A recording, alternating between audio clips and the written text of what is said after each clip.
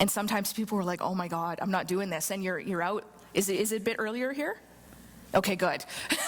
Because it can be a little jarring when you're like halfway through your degree and you realize, I can't put up with this. Yeah.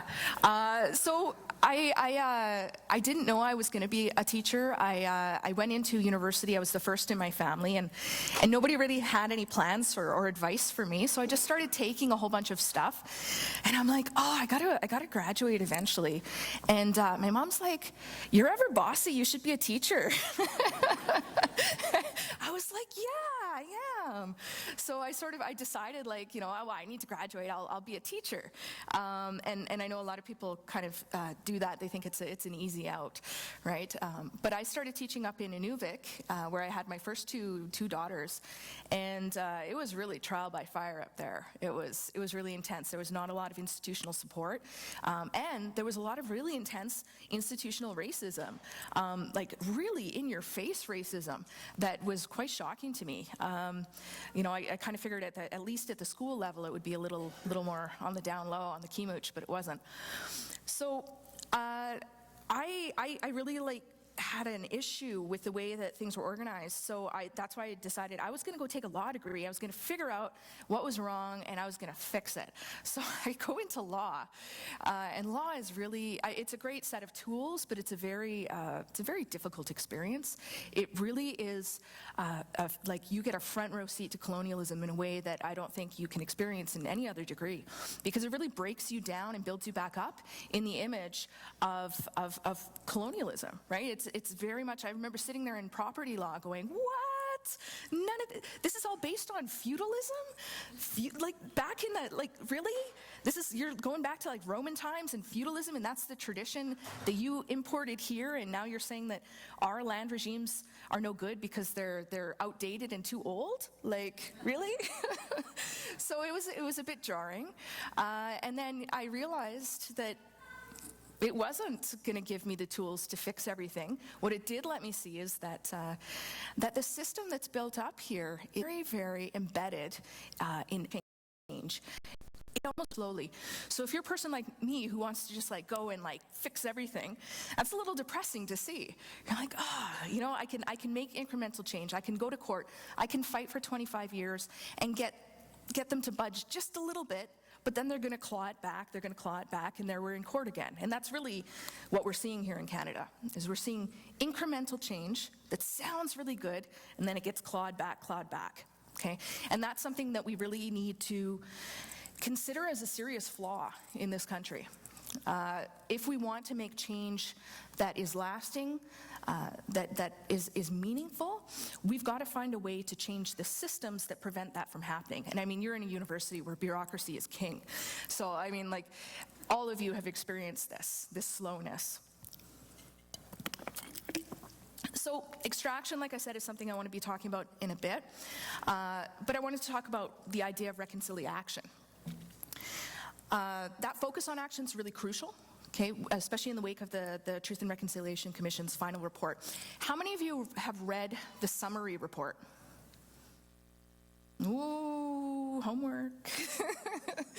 So the summary report, I mean, the whole thing is huge, right? I don't expect you to sit down and read that. But the summary report, even if you only read the 94 calls to action, right, that's a pretty short document. It's going to give you a sense of what was covered in the TRC, because a lot of people who haven't looked at it are under the mistaken impression that it only deals with sort of stories about the residential schools, right? But the calls to action touch every part of Canadian society, and educators in particular are implicated. You guys are given some marching orders about how you can be sort of frontline workers for the types of lasting change that I'm talking about. Because when we talk about lasting change, it's really got to start with the children. And thank you, those of you who brought your babies. It's really good to see their little faces. But it really does. It needs to start. And so we're looking at the work of generations. We're looking at K-12 fundamental changes, because the fact is my kids are learning now about the same kinds of stereotypes and just ridiculous things that I learned, that my mother learned. So that changed in 3 generations hasn't happened. So it's really up to you guys to go out there and push for curricular change. You got to go to your schools and say, look, we need a program in the meantime where we're going to integrate this knowledge, and you yourselves have to find space to educate yourselves about this. I mean, that's why I wrote that book. I made it easier for you, right? So I guess what I'm seeing, and this is a bit worrisome to me, is when the final report was released, there was sort of this wave of sympathy and horror that sort of washed over Canada. All those stories were very touching. And so a lot of people made all sorts of commitments to implementing the calls to action. There's a lot of, and I really do believe that came from a place of truth. I think people, saw some of the things that were brought up, some of the problems that we have that are based in what happened, and really decided that, yes, we want to make some change. But I'm seeing that wave recede. Like we're still sort of at the tail end of it, I think, but I'm seeing it recede, and I feel like a lot of people are approaching this as the work of a couple of years. A few Canada Council grants and, maybe some ballets and some plays about reconciliation and this and that, and really spotty responses across the country from the provinces and the territories in terms of curricular reform, right? You have, for example, here in Alberta, Manitoba, you've got some pretty good commitments. Change is coming there, but I was in Quebec and they were completely silent on this. There was not even a public commitment made to changing the curriculum, and in fact, I'd been going to the teacher conferences for a couple of years doing presentations, and I was like, hey, TRC just issued this thing. I'm gonna do a workshop on the TRC. It was rejected, and there wasn't a single workshop that year that it had any Indigenous content whatsoever. And that silence was deafening. So we have to deal with the fact that right now that's a voluntary thing. Quebec right now is not buying in. So you're gonna have spotty education. You're going to have people in one area knowing a lot and people in another area knowing absolutely nothing, and that's really troublesome. So first, I wanted to, because I've been talking about reconciliation a lot. It's the buzzword. It's what everybody is talking about lately. So I wanted to address, what is reconciliation? So I go to the dictionary, which I hate doing, by the way. People who go for dictionary definitions for things, just drive me up the wall. But I think it's useful because I think that these definitions sort of do inform the way that the public is approaching reconciliation. So Merriam-Webster has 2 definitions for reconciliation. One is it's the act of causing 2 people or groups to become friendly again after an argument or disagreement. I think that we can safely say that the relationship between Indigenous peoples and non-Indigenous peoples in this country go far beyond an argument or disagreement. But the second one is reconciliation is the process of finding a way to make 2 different ideas, facts, etc., exist or be true at the same time. So both of these definitions are really troubling to me. Assumed in the first definition that, we're just going to get friendly again after an argument or disagreement is the idea that we can be in good relations with one another. It's assumed that that's possible. And what I'm referring to here is the relationship between Indigenous peoples and the Canadian state. Because that's the assumption, is that Canada will continue to exist. And eventually we can get to a place where we're in good relations.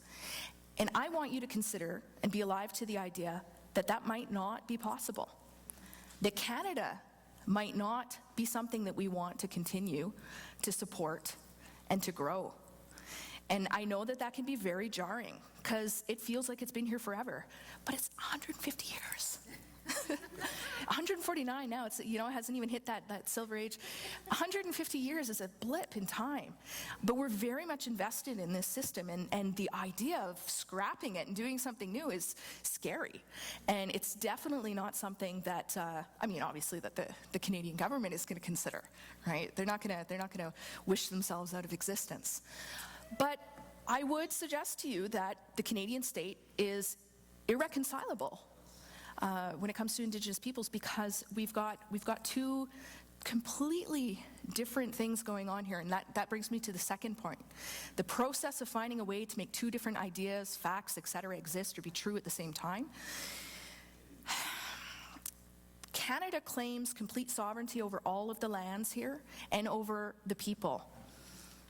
And that is not something that we can reconcile with Indigenous sovereignty or Indigenous self-government.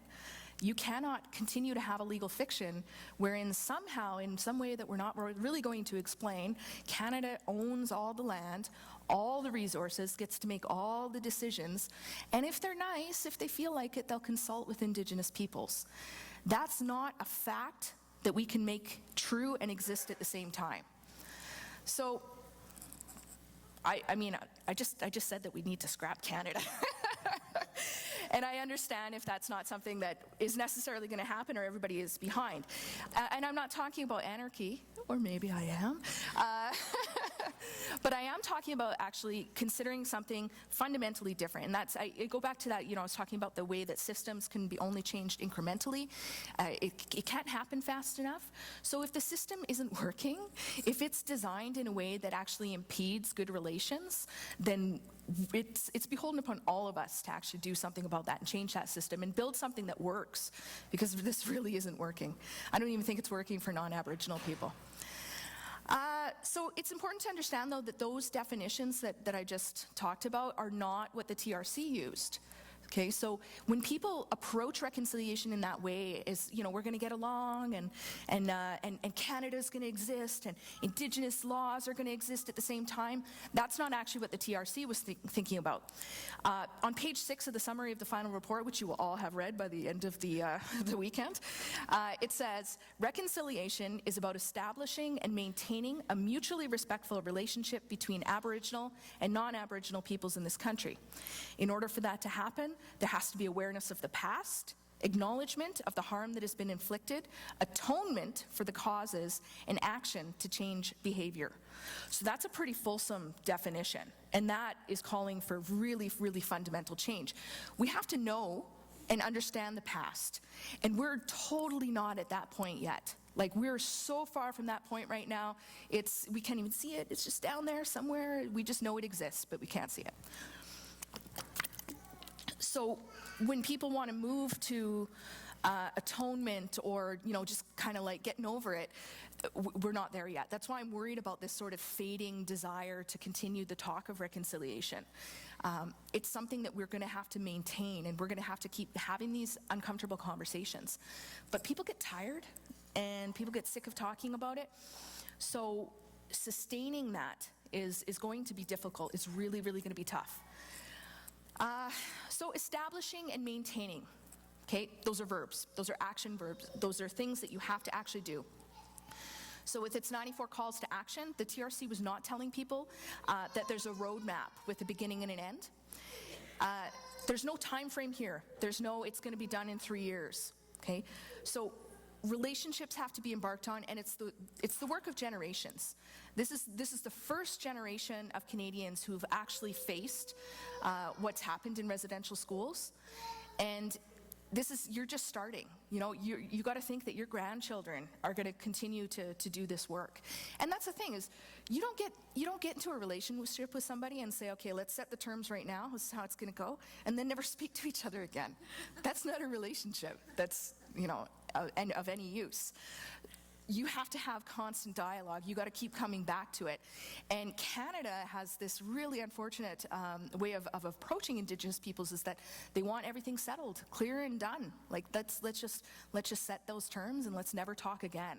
And that's not going to work, because we keep beaking off over here like, hey guys, we're still here. So that's what's going to happen.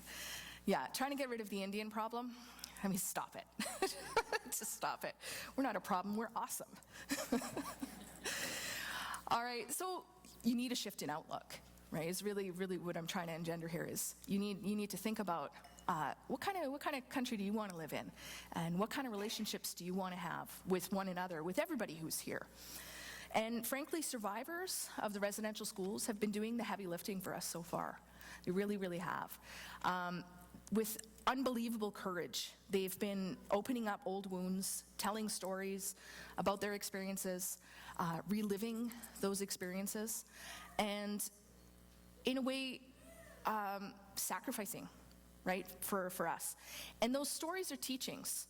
So if you just hear them and you feel moved and you're like, all right, well, that was sad, you haven't learned anything, right? So you need to take those stories as teachings. They have a purpose in being told. So the question we're faced with today is what are people in this country going to learn from those stories? And in learning, what are we going to change? So Maria Wilson, who's a commissioner of the TRC, often talks about the TRC report as an act of profound love. I have a hard time talking about this. Always get emotional. So, but I mean, survivors identified over and over again the issues that they see in society today that are linked to the trauma and the policies that led to that trauma in residential schools. And they themselves have said, this is what we want to see. Those calls to action didn't just come from on high. Those calls to action came from survivors. And if we want to honor the work that they've put in, if we want to honor the stories that they've told and the experiences that they've had, then we have to start to take the burden. It's our turn now to go forward and make the changes that they've identified. They've done their work. It's on us now. All right. I think one of the things that gets in the way of making really profound change is something I call the myth of progress. And it basically goes like this. So bad things happened in the past.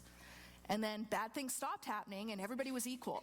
So I think this is a really powerful belief that a lot of people have and it really looks at time as a linear thing. It's unidirectional. It always flows into the future, right? And as we go, each generation, things are getting better. Things are getting better. We tell ourselves that, even though, I mean, there's all these think pieces about how things are not really getting better. And we can sit there and think about ways in which things now are not as great as it was even in our parents' time or our grandparents' time, right? It's all relative. What are you talking about? Things are getting better.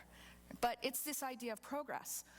And I really like to challenge that because there is definitely a belief out there that Canada did some crappy things in the past, but those were different times, more racist times. They were just racists back then, but we're not like that now. And at some point, that stopped happening. Colonialism stopped being an issue. And now we've switched over into some other sort of system where people have individual choices, and if they make poor individual choices, that's on them, that's not on colonialism. So I always ask, when did this happen? What was the date? Like, can somebody give me a specific time when colonialism just went poof, right? So, I mean, let's look at that. Let's look at that because next year is the 150th anniversary of Confederation.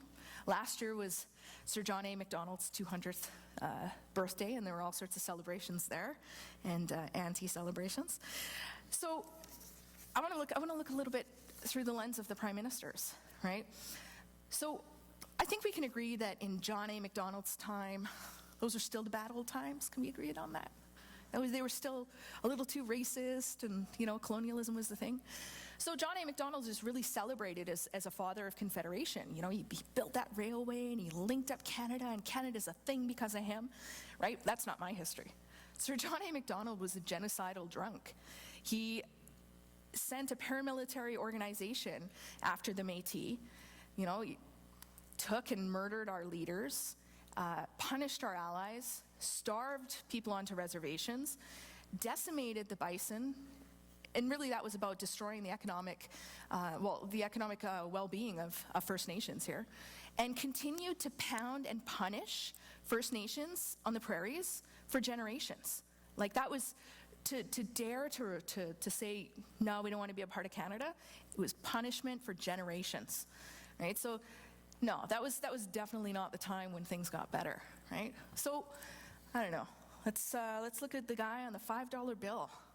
That treaty payment, that's got to be worth something, right? Sir Wilfrid Laurier. So he's considered one of Canada's great statesmen, first Francophone, really linked together English and French interests. So he's considered one of these people that really unified Canada. I want to read a little bit about what this guy had to say.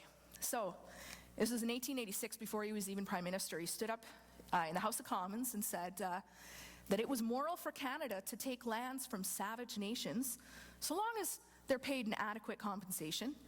He said an Indigenous-ruled Canada would forever have remained barren and unproductive, but under civilized rule would afford homes and happiness for teeming millions. Does that sound like colonialism to you? Because it sure smells like it to me. So let's just say, okay, during Laurier's time, still not the good times. All right, well, that was a cheap prime minister. Let's go to the guy who's on the $50 bill. William Lyon Mackenzie King. He's got to be cool, right? He's on $50, like, yeah. That gets us into the early 20th century. Okay, obviously, better times for Indigenous peoples, right? Because, things get better. Here was a man who was lauded for his attention and devotion to Canadian unity. I'm sure those are admirable traits. But under his government, nutritional experiments were carried out on over 1,300 Indian kids in residential schools. So they were testing out vitamins. They denied, the residential schools were notorious for denying adequate nutrition. But they deliberately denied adequate nutrition to specific kids and denied them dental care, all without their knowledge, right? All in the pursuit of science. And if that isn't colonialism, I don't know what is. So we're in the 20th century, and it's still not better. Let's go to Trudeau the Senior, okay? 1969 white paper really was about getting rid of the Indian problem. It was the idea of legislating away difference, legislating away Indigenous identity. And that was met with really serious resistance, because here he was saying that you guys are all Canadians now. You're just like us. You shouldn't have any special rights. Well, what special rights are those when you've been removed from the bulk of your land base? At that point, the reserves only made up about 0.5% of all the land in Canada. 0.5%. And there was this idea that First Nations people in particular were greedy. They just wanted more and more. So this was gonna just make an evil. Wow, that was a Freudian slip. An equal. An equal playing field, and no, that was not something that was going to happen. But he really pushed for that. And who was the Minister of Indian Affairs at that time? Anybody know? Yeah. The next one I wanted to talk about, right? So here we have a guy who is Minister of Indian Affairs, was the architect of that attempt to eliminate Indigenous identity, becomes the Prime Minister. Can we say that, at that point, things had changed over, that colonialism was no longer an issue, that Canada was all about freedom and individual rights and fair dealings with Indigenous peoples? Because really, a lot of people do feel that was sort of the era from Trudeau on, that things did get better. But I can tell you, and we can look at some of those examples, and they're in the book, things were not getting better. The rhetoric had changed. Far from being outwardly racist at this point, talking about us as savages and using that really sort of that racial essentialism from the 19th century, now things are couched in terms of liberty and equality, sameness, right? That it's really unfair that Indigenous peoples should be set apart. Well, who's setting us apart, right? You've got the Indian Act. Native people didn't write the Indian Act. Just because it's called that, it's not like First Nations came up with it. You've got a whole series of laws and policy that have set us apart in ways that have always been detrimental to Indigenous peoples and have always benefited settlers. So the rhetoric is what's confusing, because it sounds really good. When you talk about everybody having equal rights and equal opportunities, but you ignore the structural reasons that those opportunities cannot be accessed by everybody, then you excuse the past. You get into that myth of progress, and everything that was done in the past is in the past. You ignore it, you say it has no bearing on the present. And now everything that happens to First Nations people, to Métis people, to Inuit people, it's our own fault. And that's really the rhetoric that we're hearing every time Conrad Black opens his damn mouth, you know? But it's not just those people who are really, really openly racist, right? It's the well-meaning Canadian who's like, we give these people billions of dollars a year. How can they not pull themselves out of the crappy situation they find themselves in, right? And it's that fundamental misunderstanding about history, that history stopped mattering and stopped having an influence on today at some point. But I still can't find it. And here we are with Trudeau the Junior, the golden boy. My God, have we ever had like a cheesier prime minister? Oh, the shirtless tops and everything. It's great. It's great. It's something. But here's a guy who, I mean, he appointed an Indigenous woman to be Minister of Justice for the first time. He changed the name of Indian Affairs to Indigenous Affairs to kind of be more up with the times. But more importantly, he promised to implement all 94 calls of action, right? He said, we're going to do it. We're going to do it all. And I mean, immediately swung into implementing an inquiry on missing and murdered Indigenous women, which activists have been pushing for quite some time. So that sounded really promising, because what was he doing there? He was saying that we're going to implement things like the United Nations Declaration on the Rights of Indigenous Peoples.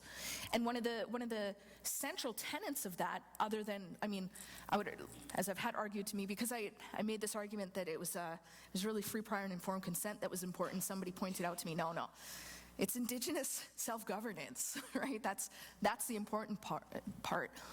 But free, prior, and informed consent is an international standard that's fairly well established. And he was saying, yeah, we're going to do that, because the TRC says over and over again, government needs to start implementing that, business does, you know, all aspects of society, the churches, like everybody needs to start thinking about free, prior, and informed consent when you're dealing with Indigenous peoples. And, you know, so we're waiting to see. And then what do we hear? We hear that he gets the Minister of Justice to stand up and say that we can't really do that right now. That's not going to fit with Canada's laws. It was a little bit too much of a promise there. So they're clawing back. They're clawing back, which is unsurprising. I mean, this is what politicians do, right? But let's look at the results of that. This brings me to extraction. Okay. What's been going on lately that you've been hearing up in the news? What are the Indians restless about right now? We have pipelines going through, right? We've got dams that are being set up, and this is the sort of irony about this is dams are really presented as clean energy, right? Because they're what? They're not burning coal, they're not burning fossil fuels and things like that. Clean energy. But what does that mean when you're flooding territories, when you're displacing Indigenous peoples more than we've already been displaced? That's not clean energy. Nobody's hands are clean there. But these extraction projects have really characterized the Canadian approach since Canada was ever dreamed about, right? Think back to the original purpose of settlers coming here, right? Corporations who were extracting resources for profit, you know, back in England and other European nations. And this continues today. So whether we're talking about, you know, lumber, talking about oil, tar sands, or even building those dams, right? And creating situations where you have buildup of methyl mercury, which is going to come, you know, going to poison the people that are living there because it's going through the food chain. Indigenous peoples are consistently the ones who have to bear the brunt of development that benefits the urban South. And who's making the decisions in the urban South, right? It's not Indigenous peoples. So Tuck and Yang talking about decolonization is not a metaphor, that it has to center on the land. Reconciliation needs to center on the land. And I think that's the fundamental part that gets missed. It can't just be change in the curriculum to learn about the past. It can't just be a few events here and there and getting me to talk about it. Canadians have to start thinking about giving the land back and admitting that it's not yours and that you don't get to make all the decisions. Okay, and that, again, I am talking about let's trash Canada, give the land back, okay? And those are terrifying things because without the land, Canada doesn't exist, right? It really needs that land. And I think it's unfair to expect, or unrealistic to expect, that any Canadian government is going to stand up there and actually implement those 94 calls to action, because if Canada starts implementing free, prior, and informed consent, if we start actually honoring Indigenous sovereignty, okay, that means giving the land back, right? So all of this, whenever I talk about this stuff, I can feel people going like, yeah, I kind of get it, but like, oh man, it's so big, and I'm one person, how could I do that? I'm accepting cottages. If you guys have any I'll take it. You can drop your keys off here. No, really. I'm actually not joking, and I don't mean for me, but this is happening. You know, there are some people out there who are actually like, you know what? I've got like a third vacation home, and that's really nice. But I can't actually live with that. So, you know, I'm gonna talk to this First Nation and see about giving them that land. It needs to come from individuals. It needs to come from governments. I mean, all this Crown land stuff. Like, you know, you can't go on Crown land. We're super environmental about it and everything, unless we want to like go frack on those lands. That needs to come back too. Okay. We need to have these conversations about how it's going to work, and how it's going to work might involve getting rid of Canada and coming up with something new. But I mean, 150 years, that's fine. We can come up with a better name. We can come up with a better flag. We can do it better. But that's not going to happen if you go away from this going like, nah, it's unworkable. It's unworkable, it's overwhelming. So these conversations need to keep happening. And the thing is there are roadmaps out there. You know, you've got the Royal Commission on Aboriginal Peoples. It was a 20-year sort of project that was very clear about some changes that could be made. A lot of us feel like it's inadequate, but it's a good start. So those things are out there. You can go find them. If you're questioning, how can we do this? Lots of work has been put into it, okay? But most of all, you need to go talk to your neighbors. How many of you people have like been to a reserve? If you're not from one, put your hands down if you're from one, that's cheap. But how many of you non-native people have been to a reserve? Okay, that's pretty good. That's pretty good, actually. In Alberta, most people are like, hell no, they shoot you if you go through there. It's like, it's ridiculous. So, and where I was in Montreal, Kahnawake is like, 15 clicks outside, and hardly anybody had ever been there because everyone's scared of the Mohawks.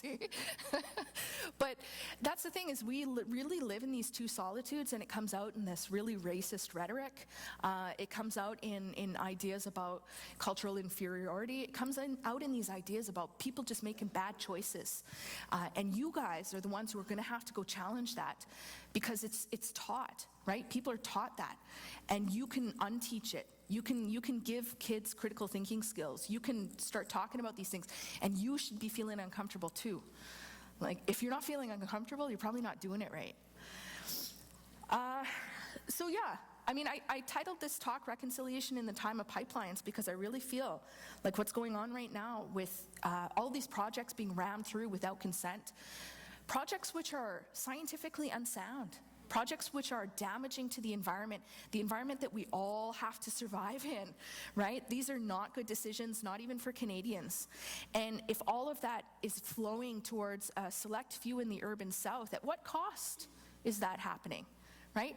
That's going to trickle down to you too. It's not something that you can let happen and be untouched by. So I think you really have a stake in making relationships with us and dealing with these issues, because we've got some damn good experience with not screwing up our environment, right? Don't crap where you eat. It's a simple thing, but Canada hasn't figured it out. All right. I could talk about so much more, but I think I want to open it up for questions. We got a mic there. I think we just have the one mic. You guys chose the wrong place to sit. So,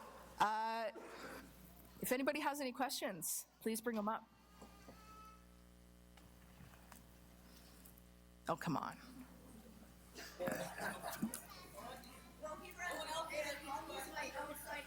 Okay.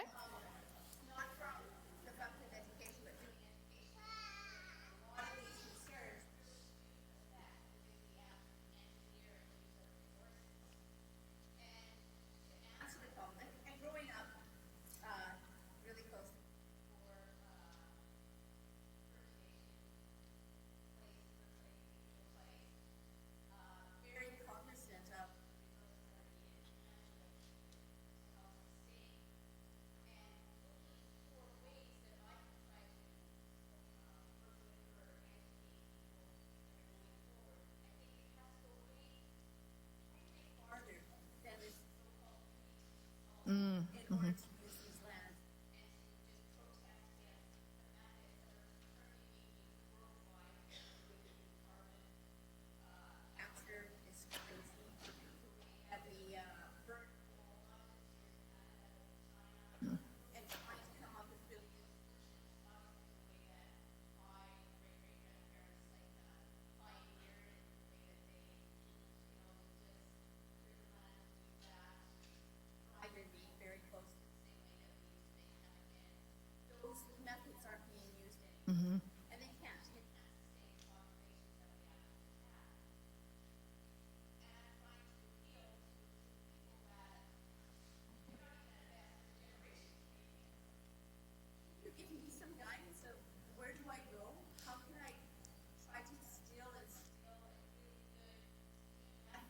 Mm.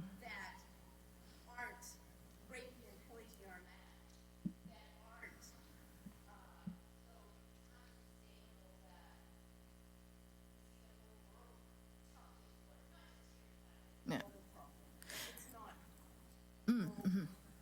Well, it's global capitalism, right? Yeah. Yeah. Well, I think the issue is that a lot of people don't understand how resource extraction works in this country. There's this sort of assumption that Canada is really benefiting significantly from royalties and things like that. All you have to do is look at one major project in this country to realize that their system is very broken. Royalty payments to Canada are minimal. Most of the money that comes out of resource extraction actually ends up flowing out. So if you're looking at 80 to 90% of the wealth that Canada is deriving from extraction is actually leaving Canada. You know, I think that makes a very compelling argument for this is not working for us, and it should. You know, it should work for Canada. It should work for everybody. Yeah, I know. I'll shut up.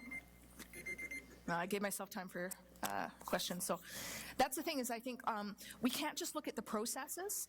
I mean, that's important, but we also have to understand that the systems themselves are not allowing the resources to benefit us in any particular way. That's why we continue to be so rapacious.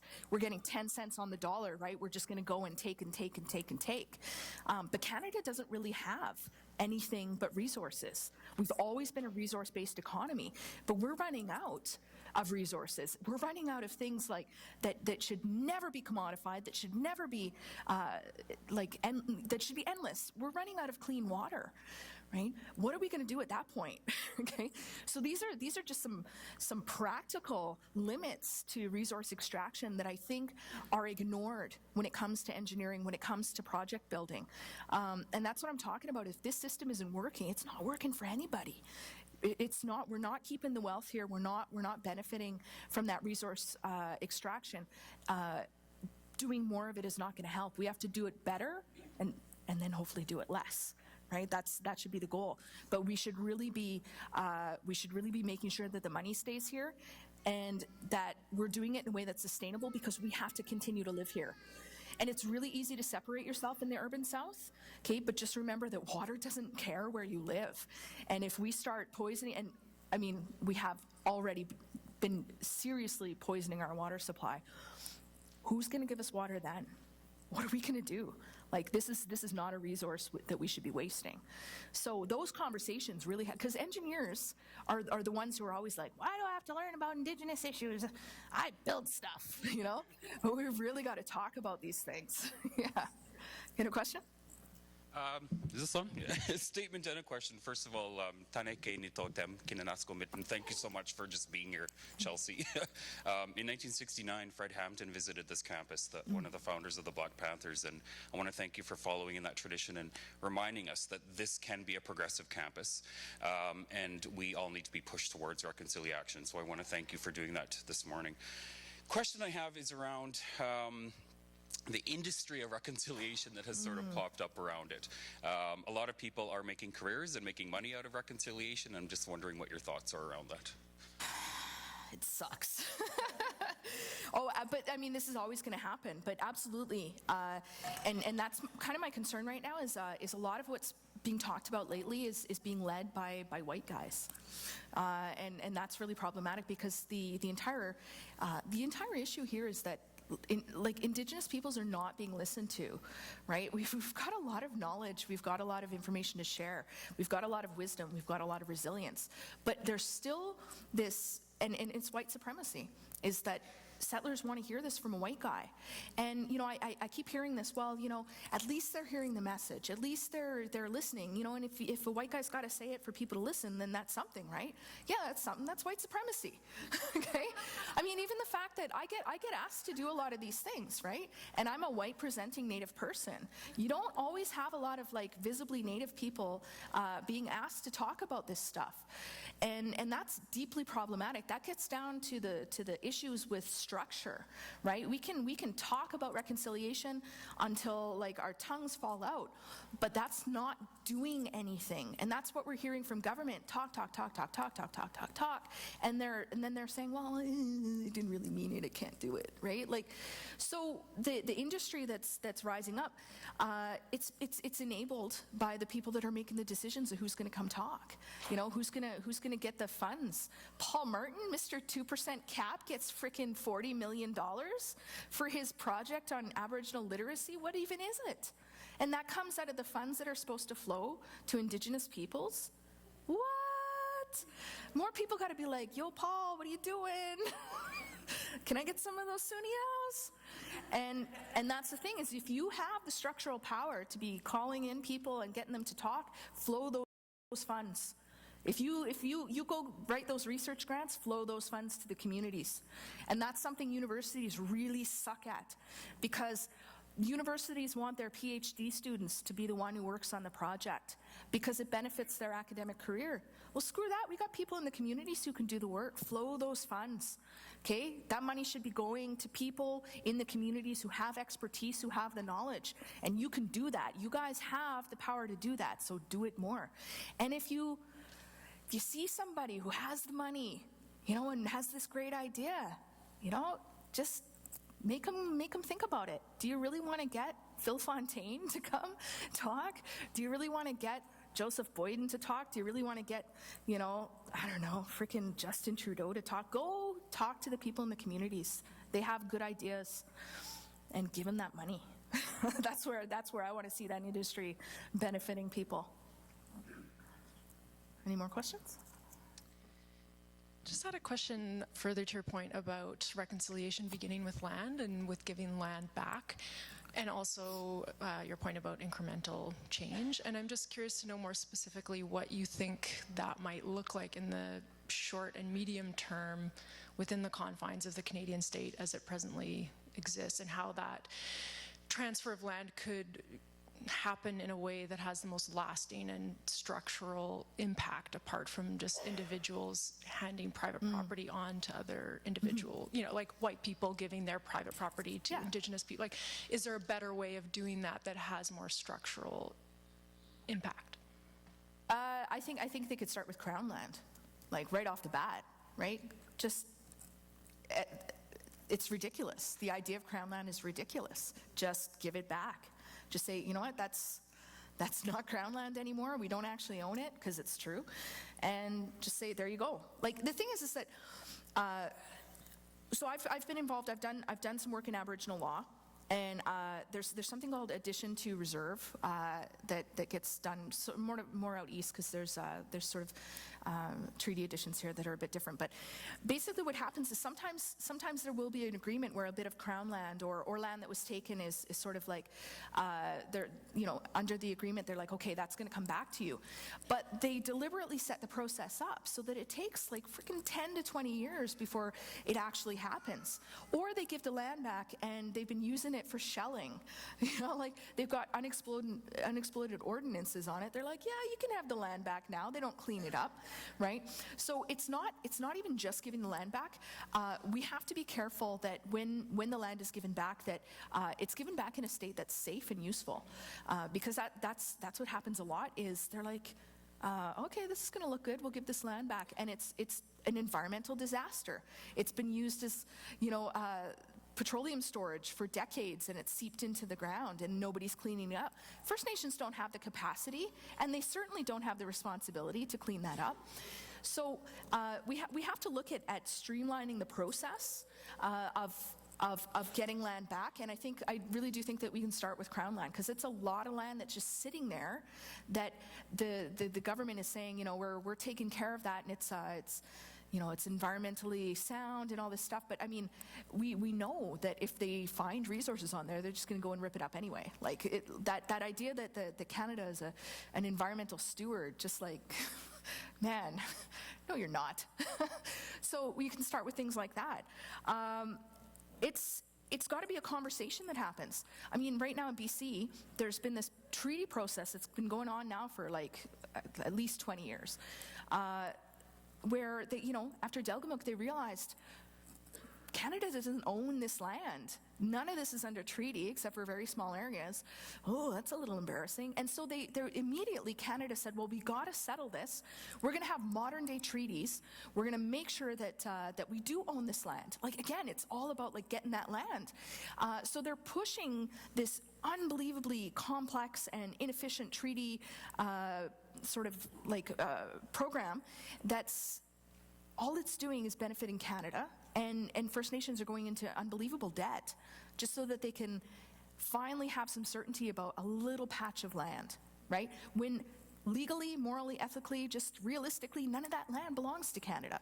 So we have to stop Canada from continuing what Rusty Abel calls termination tables, because 0.5% of all land in Canada, and they're still trying to take land away from First Nations, and the Métis are mostly landless. Like they keep taking. So that has to stop first, and then we start talking about giving land back and expanding those land bases, because we all need land. We all need land to live on. We all need land to thrive on. So.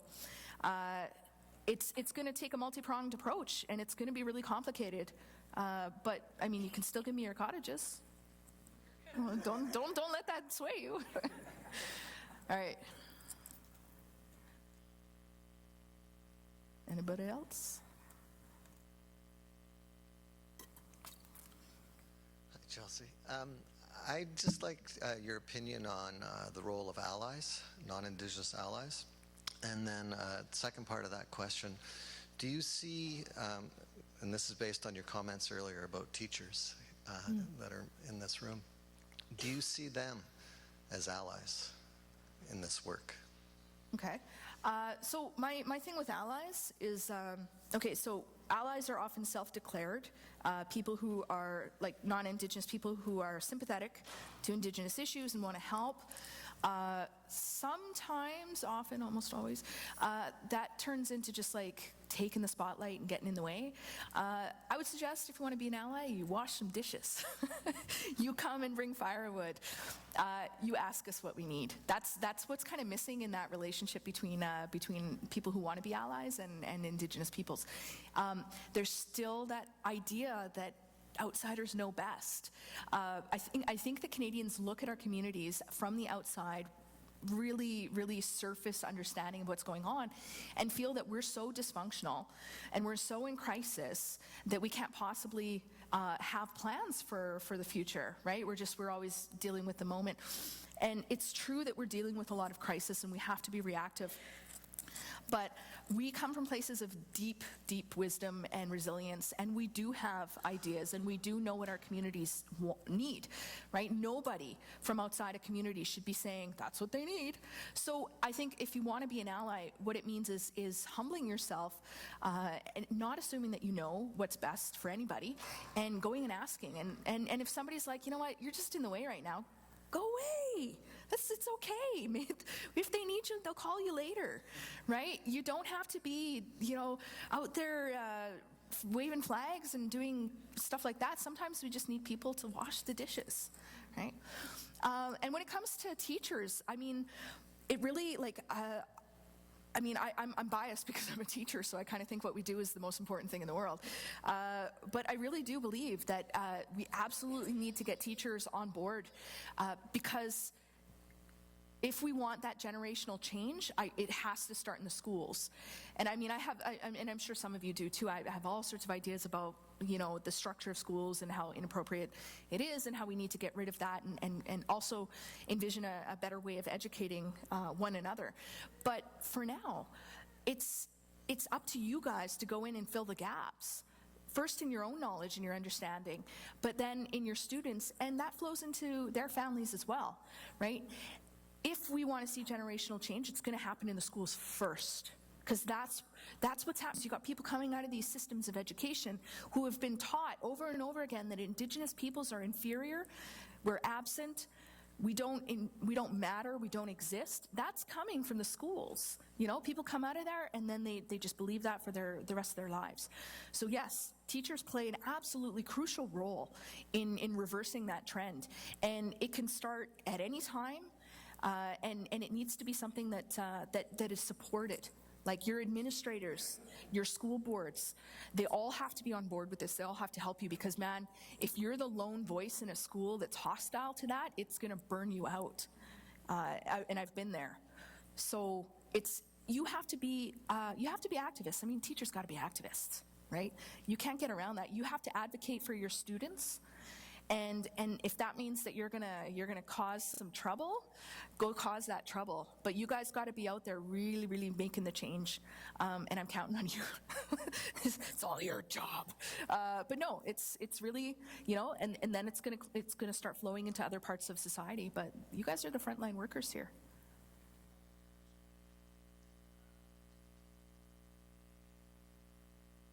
I'm just gonna take a nap now.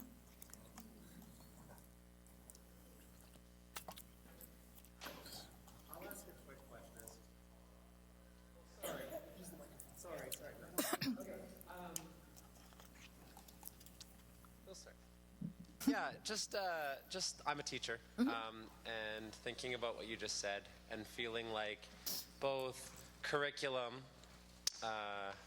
especially in some disciplines, is really invested in the nation building project. Yes. Teachers, you all are sort of told that you are supposed to teach the curriculum. There's forces of surveillance on teachers that are telling us that we have to meet these curriculum objectives. And we're trying to do work of reconciliation. We're trying to acknowledging what you just said about the Canadian state and questioning it all and giving back land. I feel a little bit torn in two parts, and just that if any of us are to take action, which I absolutely believe that we should, we take big risks as educators, and it takes courage. And I don't know if I'm so much asking a question, but wanting to know what are some things that we can do to keep our jobs and still do this work. That's sort of how I feel. Like I work in the context of feeling like the work we do in my school as sort of well-meaning, well-intentioned white people, mostly, is still learning about the other.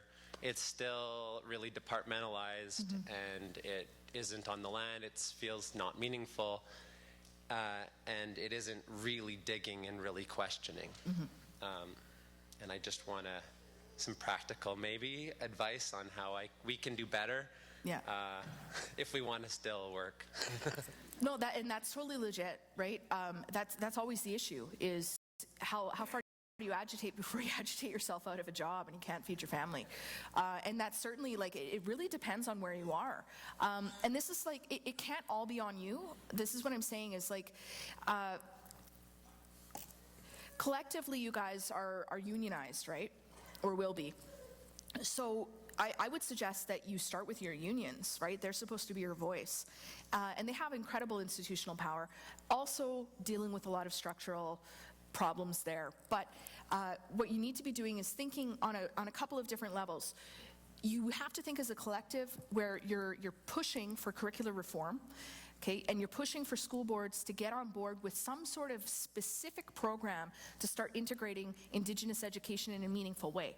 So we've got the ministries, we've got the school boards themselves, and then at the local level in your school, right, start talking to your colleagues about this. And if you're in a school where it's just super hostile and that's not going to happen, maybe it's not going to happen for you in that specific space.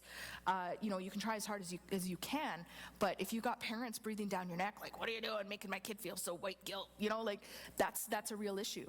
And I wouldn't suggest that you go get yourself fired, but maybe find another job somewhere else.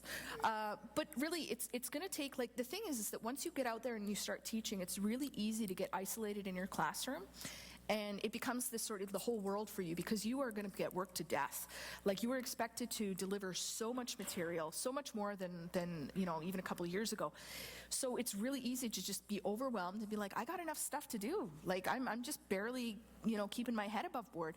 And it's super, super important that you reach out to your colleagues and you get out of your classroom and you talk about these things and you know, you complain about it a bit, but you can help each other. And that's the thing, is that education is never supposed to be something that's done on an individual level. This is a collective effort that has to be made by everybody in this country.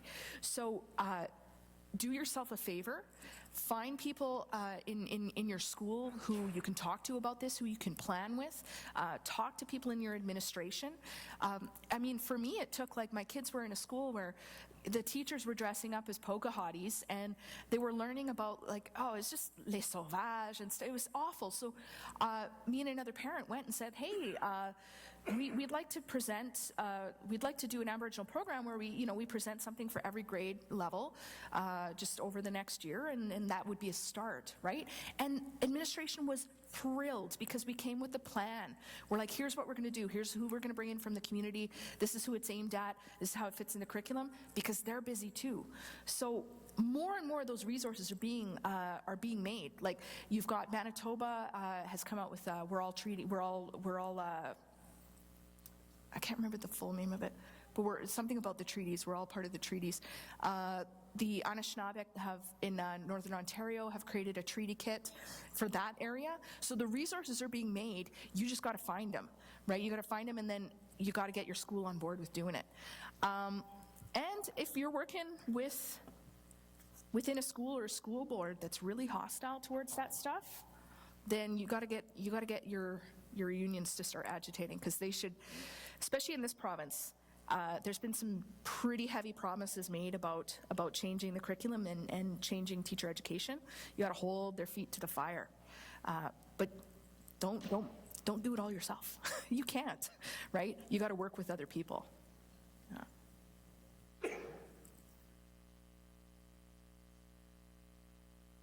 Those babies have been so good. All right, who's tired? All right, unless there's any more questions? All right, I'm going to wrap it up. So, how you're talking about curriculum, we live in reserves. Yeah. And then provincial province. Yeah. So do you think in the future that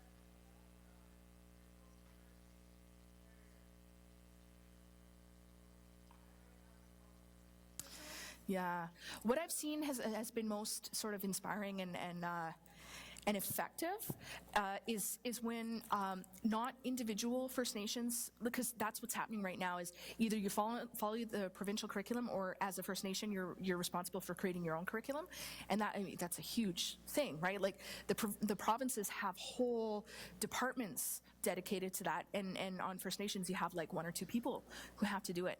Where it's been really effective is when a number of similar First Nations come together and develop their own curriculum. The Mi'kmaq have a system out east that has I think it's 85% graduation rate. It's higher than the province now. And they themselves develop their own curriculum that also fits into the provincial curriculum in such a way that when those kids graduate, they can still, go to post-secondary without much problem. Ganawage is another example of that, where they created their own curriculum, and they have what's called a survival school there. It's very Mohawk-centric, and those kids also, they've also had agreements with the provinces so they can go into the SAGEP and the post-secondary systems. It's always up to the First Nation, do you want to follow provincial curriculum? But in most cases, it's not adequate, and it doesn't fit those cultural and linguistic needs. And the research is undeniable that when First Nations kids, Indigenous kids, have access to their language and culture, they do better across the board. They do better educationally, socially, in every way. And we ignore that constantly in favor of this sort of homogenizing approach to education. So that's something I want to see changing, is that it really shouldn't be this general provincial curriculum. Look at the nations that are here, and that should be what is informing the curricular development. And yeah, it should also be coming very much from what First Nations want, because it's not 2 systems of education where it's like, the non-Indigenous education and the Indigenous education need to be so separate. We need to be bringing that information more into the mainstream as well. And like I said, it's communities that have the expertise. If we flow them the funds and give them the capacity to do it, and believe that they have the knowledge to do that. So I don't see there being ever developed a federal curriculum. I think it would be a disaster. I mean, they tried it, and it was ridiculous. They were just going to come up with some sort of pan-Indian approach that they weren't really consulting on. Nobody wanted it. But it's a fact, communities need the capacity. That means the time, the energy, the safety to not always be worrying about issues like water and stuff like that, to do the building that's needed. And the provinces have all of those resources, and because of constitutional division of powers, they're like, well, that's not our problem, First Nations, that's not our problem. But it doesn't have to be that way. They can work with First Nations. They can jointly develop a curriculum, and that's what I want to see, is not just First Nations doing it by themselves, because it's enormously expensive and takes up a lot of time. The provinces should be taking the lead on saying, okay, let's work with you. What do you guys want? How are we going to change this? That's what I want to see, because they have the money.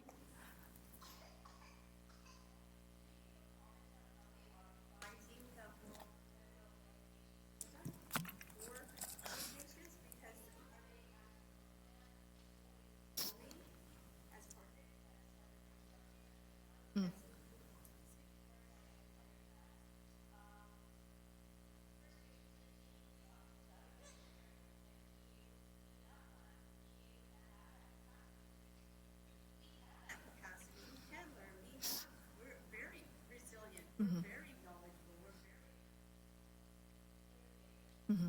But the system that exists right now is yeah. Do this, and we don't have the resources that are there to support student success. Yeah, yeah,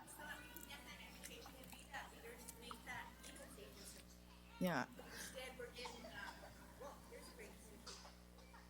Yeah.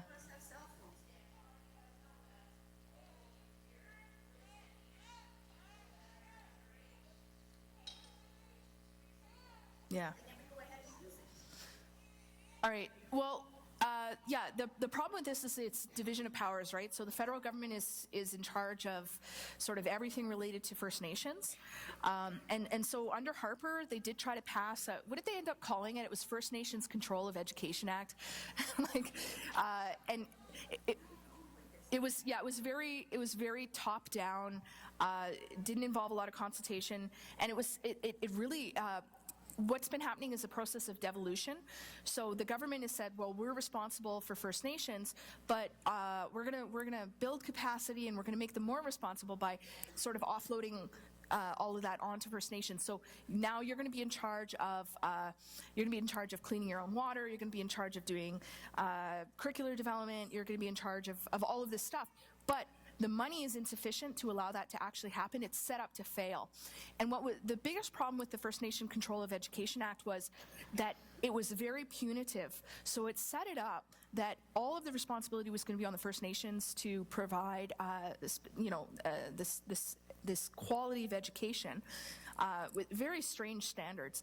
And if they didn't do it, then that meant that a third-party person was going to come in and take over, like basically like you couldn't do it, so we're taking over. It was really leading to a situation where all of the work that First Nations have been doing to sort of control education on reserve was being threatened by takeover because they were deliberately being undercut and set up to fail. And that's the problem, is like all of these policies that sound really nice, dealing with really vital issues Indigenous peoples face, always come with way less money than everybody else gets, way less infrastructure, no clear objectives or way of measuring outcomes, and then punitive measures so that when people do fail, because they will, that again, it's all going to be back controlled by the federal government. And that's what I'm talking about. We need to change. It's still a very, well, we'll let you try it, but you're probably not going to succeed, and then we'll do it for you approach that hasn't changed since Sir John A. Macdonald's time. But you have to look into it, because it all sounds really good. If you're just reading an article about it, you're like, wow, they're finally consulting with them. They're finally letting them do this. Like, oh, isn't that cute? Yeah, it's not cute. But yeah, and our responsibilities globally is another issue. But I mean, we could talk about that for a long time. But yeah, we're out of time. So, but Kinanaskimit and Wawamist Day for coming here and spending a very early morning with us talking about some heavy stuff.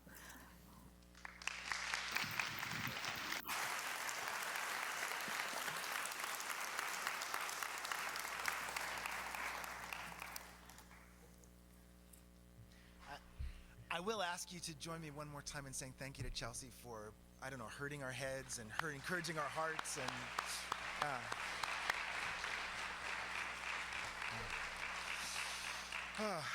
So really quickly, some administrivia. Let's start this next session 5 minutes later, 10:35. So hopefully you know where you're going. If you don't, there might be some people out there that can help. I've got 2 things to say really quickly. Saturday, that's tomorrow, kind of the end of things. Thanks to SEIC for setting up free-to-you training and conversation teaching for all day here around global citizenship. The issue is you actually have to sign up for it. They have to know who's here. So on your way out, or sometime today before lunch, if you could, at the registration table, if you could sign up for that, that would help them immensely. Keep tweeting about the day and the stuff that you're learning. Have a fantastic day, and we'll see you at lunch.